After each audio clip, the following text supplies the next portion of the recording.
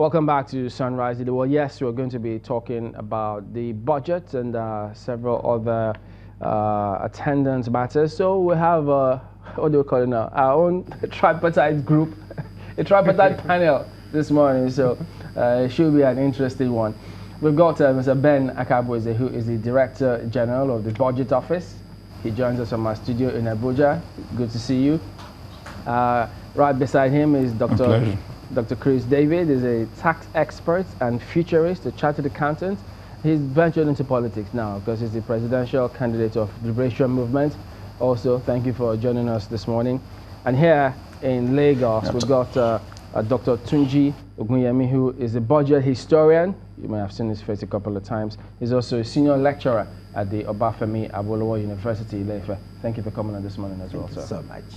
Well, I'm going to go straight to Mr.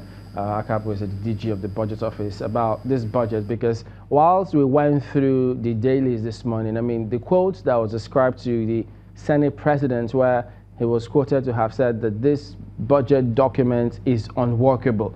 I mean, off the top of anybody's head, it may just suggest that this may be a hurdle that the executive may need to cross. Are you already thinking that, oh dear, we may have another rough road to implementing, or first of all, passing the budget? Well, I haven't read the details of the Senate President's statement, so I'll have to do so to understand exactly what he means by the budget is unworkable. But the budget is based on, certain parameters, certain assumptions. In an ideal situation, we should have had the medium-term expenditure framework and fiscal strategy paper on which the budget is based, passed by the National Assembly. But as you are aware, this has since been transmitted to the National Assembly, and they haven't come back to us on it. And we have a duty to present a budget. And so we've gone ahead to present a budget based on the same medium-term expenditure framework and fiscal strategy paper. So when the National Assembly gets on to looking at the MTEF FSP, perhaps we can have an engagement that points out exactly why the Senate President considers the budget unworkable. Okay, now last year, the budget was submitted a little earlier than now, but it still went through some challenges before it was passed. So, but now that this 2019 budget proposal is being submitted in December, many think already this is late, isn't it? Well, I do agree with you that it's later than we would want to, but the truth is that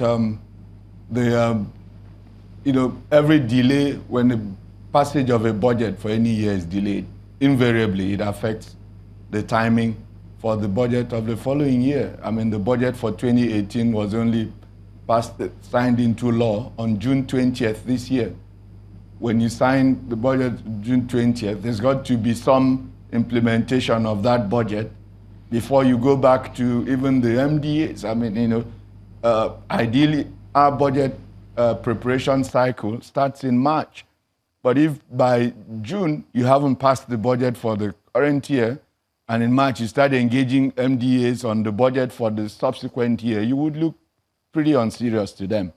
And so, that itself, is the delay feeds itself. So in any year when we, collectively, the executive and the National Assembly agree that on the necessity to return Nigeria to a predictable fiscal year of January to December, then we all have to agree a timeline for things to work. Mr. Akabweze, let's look at those timelines again. When was the MTEF sent to the National Assembly? Because there are those who will be wondering if the 2019 budget proposals have just been sent in, on what foundation were the assumptions made? The assumptions are, clearly outlined in the F. They're also set out in the president's budget speech. And so the Federal Executive Council passed the budget, if I recall correctly, in September. So you can understand that those assumptions, preceded that date. The Federal Executive Council passed the medium-term expenditure framework and fiscal strategy paper in August. And so those assumptions predated the date of the thing. And we haven't, of course, till the last moment before the budget was presented, we kept those assumptions under review. As you heard Mr. President say, and also amplified by the Honorable Minister for Budget and National Planning in his breakdown of the budget details yesterday, one of the assumptions, one of the key assumptions that have attracted commentary a lot is the assumption around the oil price. At the time when we initially made this, projection, pardon me, oil prices Mr. Kabese, just a minute. 80s. If you can hear me. We'll come to that in a minute. However, this is a budget for 2019. And so, we have looked at the outlook for oil prices in 2019.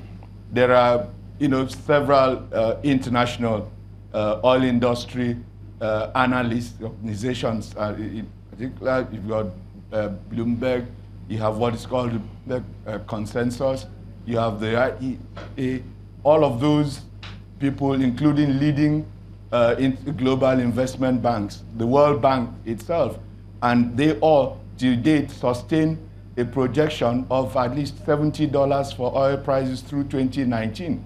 So a lot of people who speak on this matter don't really speak from a point of knowledge. This is a 2019 budget for the full year running to December 2019. So the price projection reflects expectations for for that period. As Mr. President said, this administration will act responsibly, and between now and when the budget is ultimately passed, if there is well-considered evidence based on the fact, based on information from people who understand this industry better, that price is no longer sustainable, we would of course make the adjustment.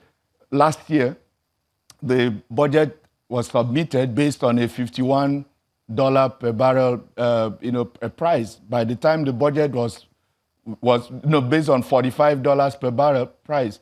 By the time the budget was passed, it was passed based on a price of $51 per barrel. So if it's possible to adjust the price upward based on the outlook at the date of passage of the budget, then it must be possible to adjust in the other direction if there is clear.